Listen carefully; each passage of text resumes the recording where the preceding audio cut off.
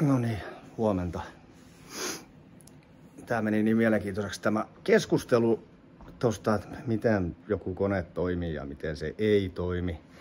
Niin pidetään pieni opetustuokio ja väännetään se niin rautalangasta, että kun 4-vuotias poikakin joutuu kuuntelemaan näitä juttuja. Ja se on just sen ikäinen, että se alkaa niinku tajuamaan jo, miten asiat toimii. Sen verran taustaa, että en ole ikinä edes ollut yliopistossa tai käynyt lukiota. Eli taustalla on 2 ammattikoulua, sähköalan perustutkinto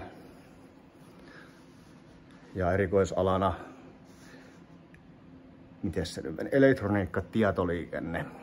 Ja siitä mä olen valmistunut 2003. Ja sitten seuraava koulutus on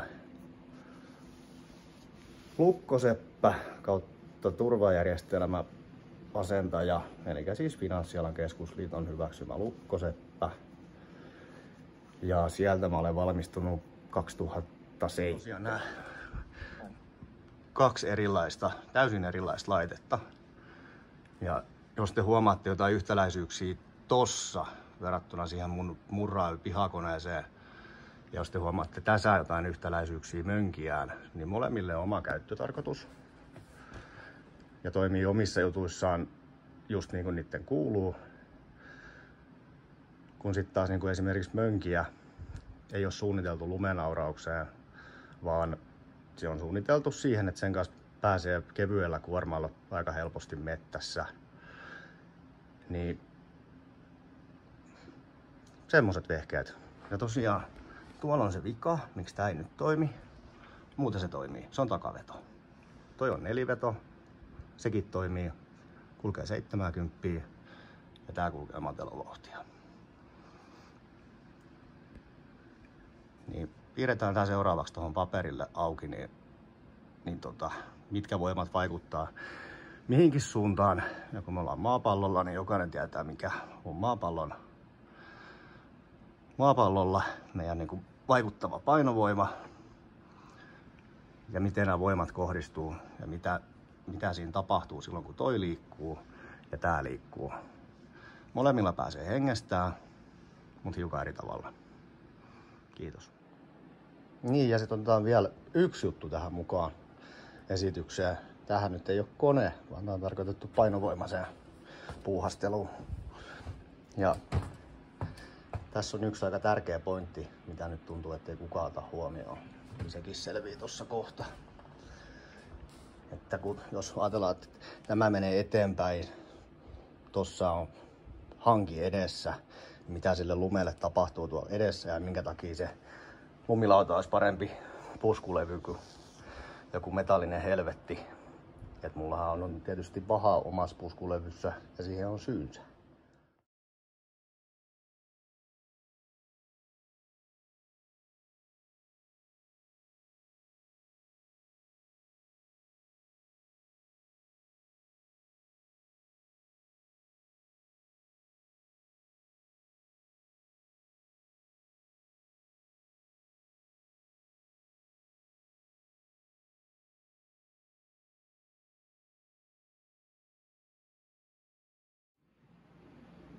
No niin.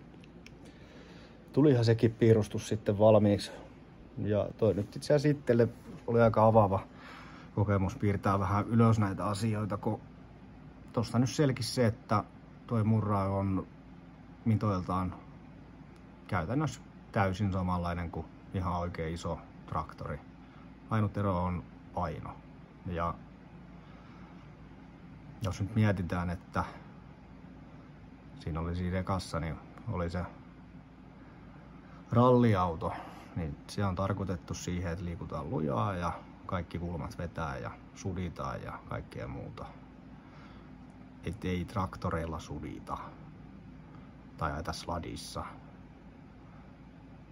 Takana on niin vähän ilmanpaineita kuin isossa koneessa joku 0,2 baaria ja tossa on nyt niin vähän tossa Murrayssa, että mittari edes näytä mitään lukemaa enää. Ja edessä taitaa olla 3 baaria, että se pysyy köykäisenä se ohjaus, eikä se lähde tuomaan siihen lisää vastusta. Niin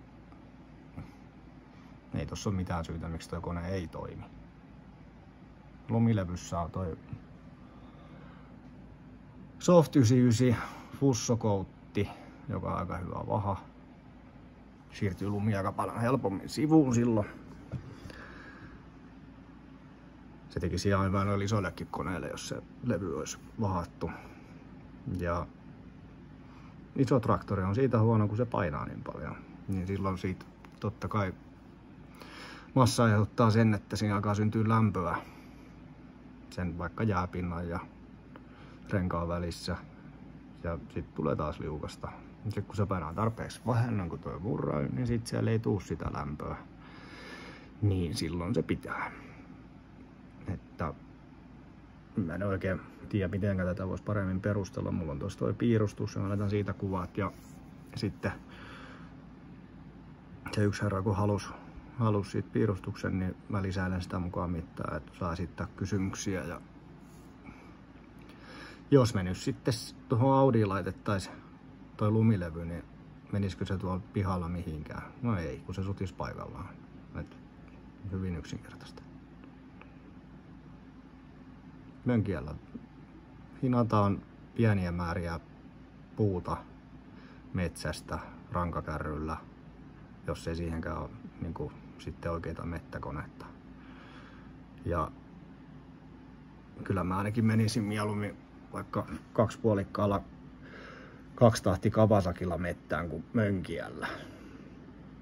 Mönkijällä lähtee henkiä, sille ei pääse mihinkään, mutta Kawasaki pääsee perille ja ei lähde henkiin. Ei ne puolustusvoimien tiedustelijatkaan millään mönkijöillä aja. Ja ne ketkä ajaa, niin mä oon nähnyt monta kuvaa, kun ne on ajanut sen katolla ja sen koko härvelin. Niin kyllä ne sielläkin sen oppii, että tiedustelijat liikkuu moottoripyörillä. Ja sitten siinä menee siinä järjestyksessä alaspäin se koko ketju. Niin ne tietää aika hyvin, miten tuolla toimitaan.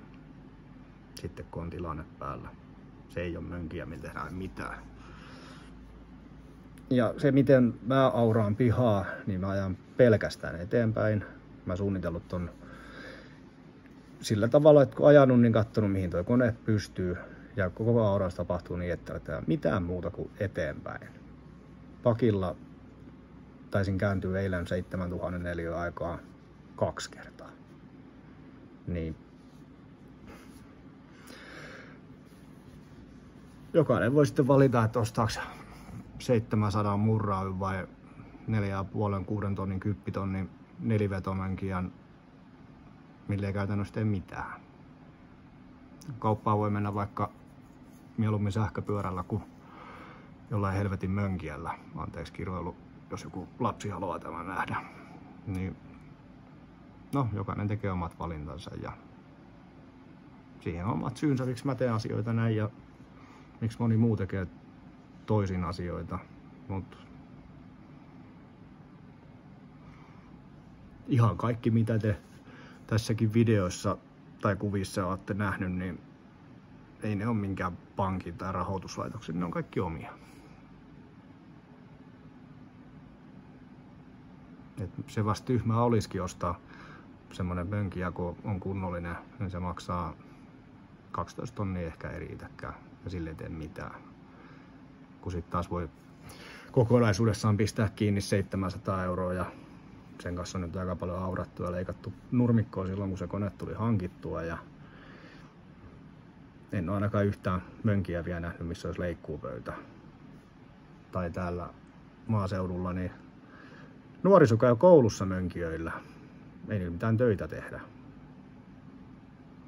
Nyt tässä on vieressä aika monta maatilaa ja mönkiä on jossain olosuhteessa sopiva, mutta jos sulla on jotain oikeitakin koneita, niin et sä tarvitse mönkiä mihinkään.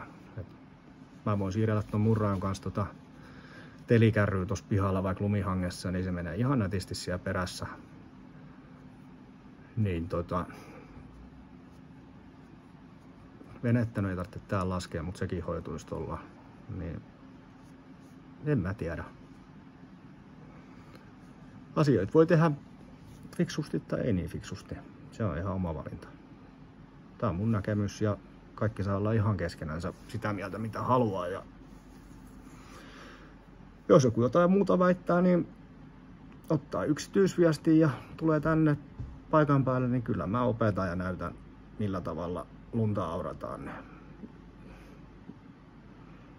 Ja siinä on nyt sitten multa jonkun asteinen joululahja, kun jakson nähdä sen verran vaivaa, että raapusteli tän ylös, niin ei mitään.